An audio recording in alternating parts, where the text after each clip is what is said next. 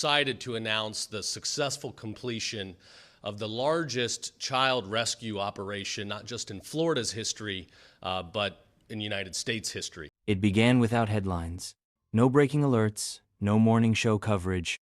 Just quiet coordination, unmarked vans, and late-night briefings under the name Operation Dragon Eye, a multi-jurisdictional child rescue mission unlike any in U.S. history.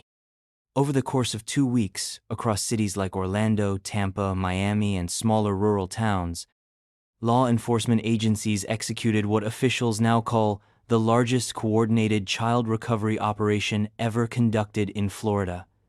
The result: 60 missing children found, alive. Many of them had been missing for months, some for years.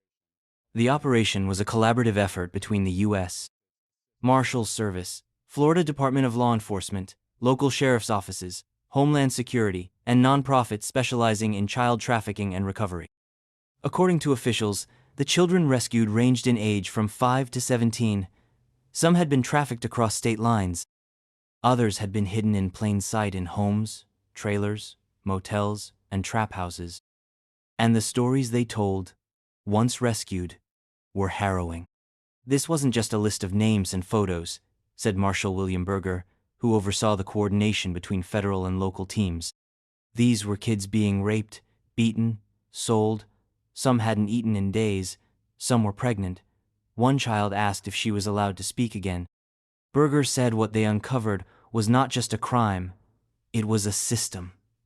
A network of predators who traded in silence, operated through social media, and used fear as their primary weapon. According to the task force's findings, nearly 70% of the children were confirmed as victims of sexual exploitation or trafficking. Several were found with fake IDs, branded tattoos, and burner phones provided by their captors. At least one child was being transported daily to multiple locations for paid abuse. The rescues weren't without risk. In several cases, entry teams were forced to breach locked rooms, confront armed suspects, and work in hazardous environments where drugs and weapons were present. One house we entered had 6 padlocks on the outside of a child's bedroom, said a deputy with the Polk County Sheriff's Office. She'd been locked in for 11 days. Her trafficker only brought food twice. All 60 children were taken to regional recovery hubs locations kept confidential to protect victims and their families. There, they were met by forensic interviewers, trauma counselors, nurses, and legal advocates. In some cases, family reunification was possible. In others, it wasn't because the abuser was someone they once called home. Sheriff departments around the state immediately began coordination to review unsolved cases and cross-reference new leads that emerged from the rescued children's testimonies. "Every kid we find opens a door to 10 more, said one task force investigator. "This isn't the end, it's just the beginning." And the public, once informed, responded with both shock and resolve. Community members dropped off donations at survivor shelters. Local churches offered counseling rooms. School districts initiated emergency reviews of absentee protocols and digital monitoring tools. Still, amidst the victory, officials were clear. This is not a one-time operation. It's a blueprint, a battle plan for what comes next. Because behind every name on that recovered list, there are dozens still missing. And according to one lead investigator, we are nowhere near done. For every child recovered during Operation Dragon Eye, there was a predator exposed. And when the dust settled, 8 adults were in custody, charged with some of the most vile crimes imaginable. The arrests were not random. These individuals were identified through weeks of intelligence gathering, surveillance, digital tracing, and most critically, the testimonies of the children themselves. Law enforcement described the arrestees not as isolated monsters, but as part of a web of exploitation that crossed city lines, platforms, and generations. Their charges included human trafficking of a minor, conspiracy to commit sex trafficking, possession and distribution of child sexual abuse material, drug possession with intent to distribute, child endangerment, felon in possession of a firearm, Among those arrested, a 39-year-old man from Sarasota who operated a modeling recruitment social media page used to lure girls into online conversations, later forcing them into in-person meetings under threats. A 42-year-old woman in Lakeland who allowed her home to be used as a trafficking hub in exchange for methamphetamine. A registered sex offender from Jacksonville who had been using a video game chat platform to groom a 13-year-old girl she was found chained to a bed inside his home. The most shocking arrest was that of Vic Hartley, 51, a convicted felon from Ocala, who had previously served time for sexual battery but had evaded post-release monitoring. Hartley was found with 3 underage girls inside a locked mobile home, surrounded by surveillance cameras and makeshift barricades. Inside, investigators found 7.0 in cash, multiple firearms, a list of names, phone numbers, and coded payment logs. Digital devices containing over 200 images of suspected CSAM, child sexual abuse material. The judge, after hearing evidence from prosecutors, set Hartley's bond at $250 million, one of the highest pretrial bonds in Florida history.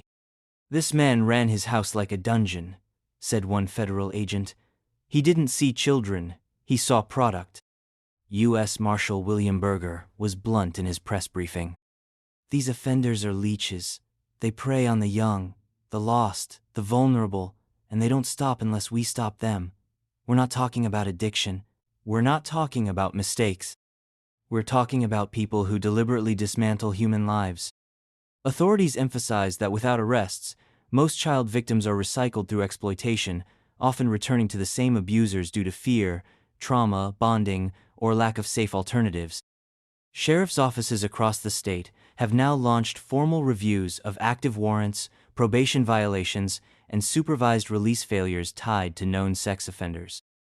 Homeland Security added 3 of the 8 arrestees to their watch list of potential links to international trafficking rings, pending ongoing digital forensics.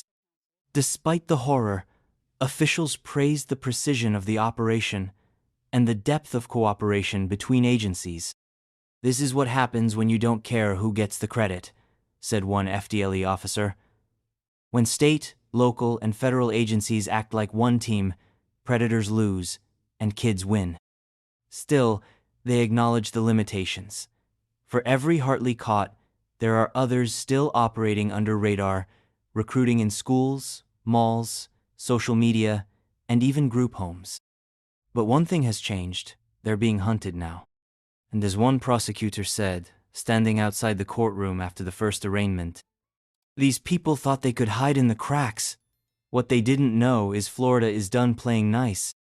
For law enforcement, the mission ended with a knock on the door. For the children rescued, it was just beginning. The 60 minors recovered during Operation Dragon Eye were brought to discrete recovery hubs across the state locations, shielded from press, traffickers, and even sometimes extended family, to ensure immediate safety and healing. Inside those hubs, the real work began. Some children hadn't spoken in days.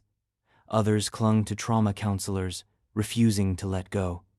Most hadn't eaten a proper meal in weeks. And then came moments that stunned even the most seasoned responders. One girl, she was only 15, was 5 months pregnant, recalled Angela Morris, a trauma nurse assigned to the recovery team in Tampa. She hadn't seen a doctor. She didn't know what a fetal heartbeat sounded like. When we put the Doppler on her belly and let her hear it, she started sobbing. I mean, full-body shaking sobs. She said, "That's the first time I felt like I was alive." Another child, 12 years old, had been missing for nearly 9 months. When reunited with her grandmother, she whispered only one word: safe. These weren't just rescues. They were revelations. A 16-year-old boy was found with cuts on his wrists, a suicide note in his pocket, and an ankle monitor he'd been forced to wear by his trafficker. He had been forced to distribute drugs for a gang in exchange for protection that came with beatings and psychological torment.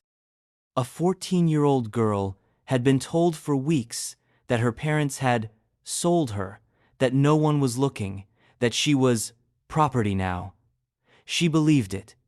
Until U.S. Marshals kicked in the motel door and pulled her into the daylight. In one of the most powerful stories, a counselor asked a rescued girl what she wanted most now that she was free. Her answer was simple: a toothbrush, and someone who won't hurt me when I fall asleep. These children weren't statistics. They were survivors of crimes most adults can't even speak about without breaking. To support them, Florida's recovery hubs offered emergency medical screenings, psychological evaluations, legal services, including immigration and name protection, trauma therapy, education assessments, transitional housing placement. The goal was not just to treat injuries, but to restore dignity. "You didn't just save one child," said Diana Lyles, a child advocate with Hope Bridge Foundation. "You saved future generations. Because when you break the cycle of trafficking, you don't just rescue a life, you rescue everyone that life would have carried." Each survivor was assigned a care plan and a long-term support team. Several were placed into foster homes equipped for high trauma recovery, while others began supervised reconnection with family members after thorough vetting. Local churches, nonprofits, and businesses stepped in with donations: meals, clothing, hygiene kits, even therapy animals. Survivors began attending group therapy, some too scared to speak, others finally finding the words to name their pain. And slowly, light began to return. But the professionals know this is a marathon, not a sprint. "The scars don't go away," said a therapist from Miami-Dade. "But what we hope is that the child learns those scars don't define them, they survived. And now, with the right help, they can rebuild." Still, one emotion lingered in every room. Anger not from the children, but from those tasked with picking up the pieces. Anger at how many were failed before the rescue. Anger at how easy it had been for predators to exploit children without immediate consequences. And with that, anger came resolve. As one caseworker wrote on a poster inside the shelter, "Their freedom is the beginning of our responsibility." The mission may have been code-named Dragon Eye, but in these quiet, sacred rooms, eyes were open now, and they would never close again. By the time the press gathered outside the Polk County Sheriff's Office, the public already knew the numbers: 60 children recovered, 8 predators arrested, and one of the largest child rescue operations in U.S. history. But what they didn't know, what they were about to hear, was the raw fury and clarity from Sheriff Grady Judd, who stood before cameras with a message aimed directly at child traffickers across the nation. "Let me make this perfectly clear," Judd began. "If you traffic children in Florida, we will hunt you down. There will be no safe house, no burner phone, no nickname, and no dark alley that protects you." With those words, the tone of the press conference shifted from celebration to declaration. Judd, known for his blunt style and unflinching commitment to child protection, had one goal: to send a warning louder than any headline. "We're not talking about thieves, we're not talking about drug dealers, we're talking about people who buy, sell, rape, and torture children. You don't get mercy, you get cuffs. And when the judge is done, you get a cell."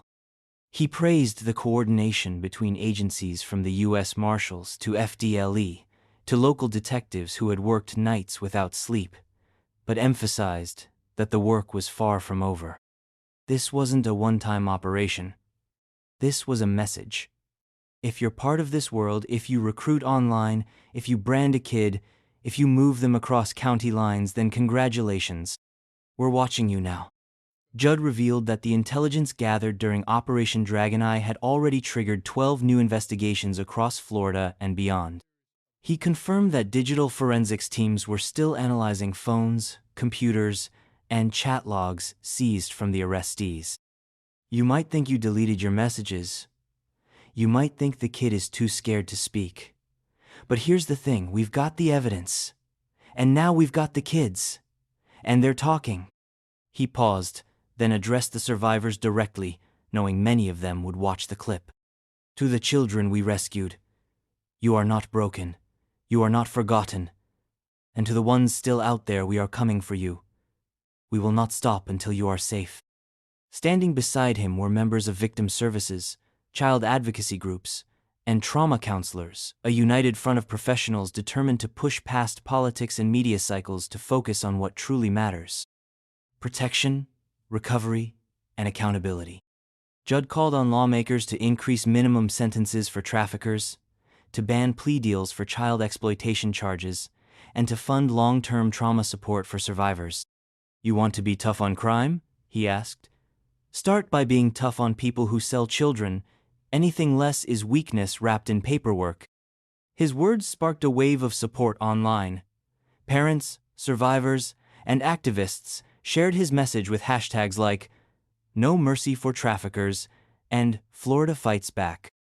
Some called for a national version of Operation Dragon Eye. Others called for Judd himself to advise on federal anti-trafficking strategies. But no moment hit harder than his closing statement: direct, powerful, and without compromise. "This is Florida, and if you touch a child here, we're going to find you, and you're going to wish we didn't." As reporters shouted questions, Judd turned, nodded to his team, and walked away, leaving behind a state more alert, a country more aware, and predators everywhere on notice. Because in the world of child protection, Grady Judd made one thing very clear: justice isn't slow anymore, it's coming fast.